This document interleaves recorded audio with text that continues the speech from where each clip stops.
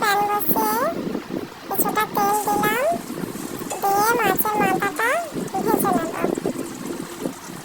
মাছের মাথাটা উল্টে পাল্টে ভেজে নিলাম। এরপরে ওই তেলে কিছুটা পেঁয়াজ কুচি দিয়ে ভালো করে ভেজে এর মধ্যে বরবটি আলু দিয়ে দিলাম। বরবটি আলুটা তেলের সঙ্গে ভেজে নিলাম।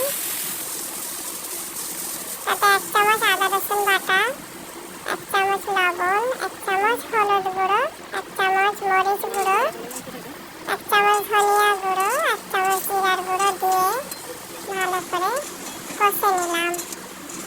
সামান্য সামান্য পানি দিয়ে সবজিটা কষে নিচ্ছি। কষানো হয়ে গেছে, এবার পানি দিয়ে দেবো। পরিমাণ মতো পানি দিয়ে বরবটি আলু সিদ্ধ হতে দিলাম। মাছের মাথাটা দিয়ে দিলাম, দিয়ে এবার চাপা দিয়ে দেবো। রেসিপিটি ভালো লাগলে লাইক, কমেন্ট, সাবস্ক্রাইব করবেন। চাপাটা খুলে নিয়েছি 10 মিনিট পর। শুকনো শুকনোই রান্না হবে বরবটি আলু।